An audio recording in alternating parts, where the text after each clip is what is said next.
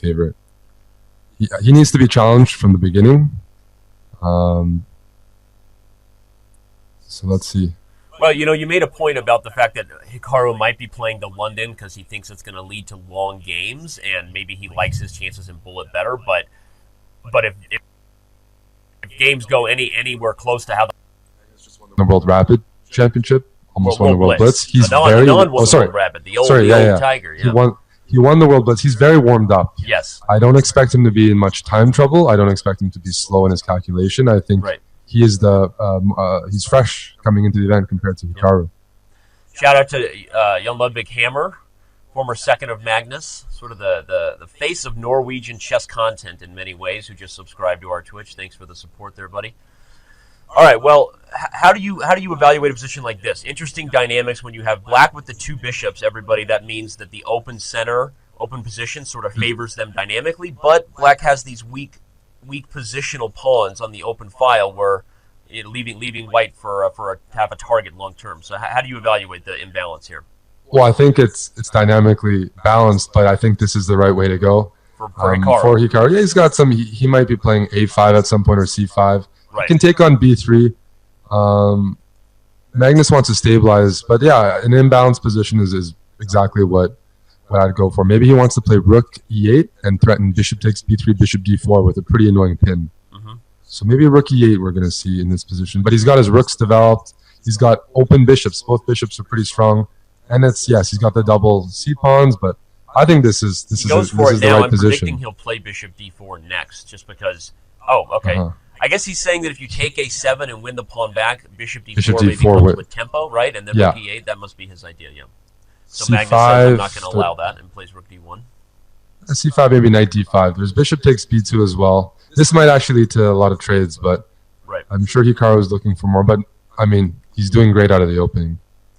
No, you're right. And this is exactly, from a match strategy perspective, the type of position Hikaru has the best chance to get a win. And now he's going to hold on to his A pawn. Even though it's weak and isolated, he wants the extra pawn, and maybe now he can start playing a plan like A5, A4, and A3. A5, A4, yeah. A5, A4, I like that a lot. So now from White's perspective, how is Magnus untying the bad development here with the B2 pawn being a target? He's going to play Rook D2 to Rook C2. Yeah. Maybe the other Rook to A2 to keep defending it. Yeah, Hikaru with A5 also can play Rook A6 if C6 ever gets attacked. Right. So, but this is good for black. This is good for black. Yeah. Will it be enough to get the full point and strike back? It'll be interesting to see if Hikaru can maintain level ground in blitz when most people, besides my co-hosts, have Hikaru kind of favored in bullet. I have C5 here so that you can sometimes play Bishop D4 or C4. C4, C3 is going to become an option in some lines. Also note that if Knight C3, there might be the Rook takes C3 opportunity instead of Bishop takes C3 if you want to liquidate more. Shout out to Tarye JS and Bareface. C4 for the C4 last two here. Subs. Yeah, we got. This is looking really good. C4, Bishop D2 is going to be played, and White's going to try to play Bishop C3 and plug everything. So Bishop D2, Bishop C3. I'm expecting after A4. Black's going to play A4, put the pawns on light squares. So one of the other ideas might be for Black to keep the bishops on the board, play a move like Bishop F8 or Bishop H6. Yeah. Bishop F8, I'm a bit worried about Knight E3 and then Knight D5 and coming in here, right? Yeah. Well, after Knight E3, our Knight on D6 has to stay there to protect C4, but then our Bishop on F8 is not too effective. So this is a critical decision right now. And Hikaru is treating it as such. You can tell he's thinking. So he decides to trade. I guess he didn't want to have to deal with this idea of Magnus owning this long diagonal. Knight B1. Wow. Did we all just miss that? I think so. Did. I mean, that might be a game changer, Danny. Might be a huge game changer. You can tell by Hikaru's face that he's calculating rapidly. Whether he missed it or not, who knows? But A2, the knight goes back to C3. If White really wins the pawn back, White has a good position because of these double C pawns. You can play the move Rook A to B8. Okay, he didn't play that. I wonder if Rook A to B8 might have kept a small advantage, but now C3. What happens after C3 here? C3 would take advantage of the pin here, everybody, and Hikaru finds it. Magnus can't take without this falling. Oh, or he can. He's sacrificing the exchange now. I like the decision. Knight takes C3. It's a knight and a pawn, But the king is very safe on f2, fortunately, because the pawn is still on e2. It's not pushed forward. And black's c7 pawn is going to be targeted. Also, the rook on c2 is really good as just controlling everything. So I think this is a good, this is a very, very good practical decision. Yeah. King g2. I wouldn't play, okay, h4 is also, I guess the king is safe on, actually that's funny, Danny. If rook h2, king g1, and the rook is trapped. Yeah, that's a fun little tactic to highlight everybody. Not every day you self-trap a rook on h2. Seems like something I would do in Blitz, but okay. We move on. So if rook takes c7, there was a rook takes b2 and rook h2 check.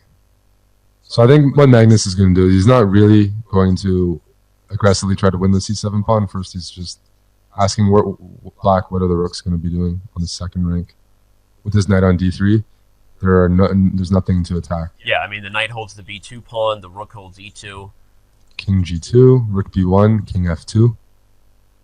Probably one of the only reasons to keep pushing this if you're Hikaru is just to maybe work out some of the nerves, and well, you got to get used to playing positions where you had a chance to win, right? You want to psychologically establish I can be in better positions against the world champion.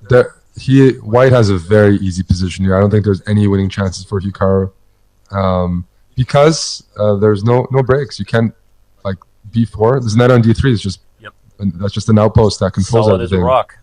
This is so solid and so easy to play too. Yeah, I expect if you overpush. What do you? How much play do you give that idea that you just want to play positions where you're better against Magnus to help the overall psychology of the match? I don't think he's better here, and I think Magnus knows that, and Hikaru knows that. So if he was a bit better, I would say play on. But this is actually a position that I think, if anything, the most likely result is black over pushing and losing. If he loses one more pawn, then that knight and two pawns, that solid knight is actually going to be preferred, especially in low time controls. Knights are so tricky, and so effective. I don't think he's better at all. Okay, well, I need an idea to see how do you generate a pass pawn, how do you get your rooks effective. I don't see anything. You can't really gang up on the e2 pawn here. Now both rook c2 or knight f4. It's time to raid. Tell your friends. Tell everybody. Let's change the chess world forever and get to #1 on Twitch. Take that, League of Legends. All right. Well, this is a game. He offered a draw, and I'm not sure Magnus would. I would not accept if I was Magnus. Right. I think I would. Okay. Well, he does. He's happy. He's happy.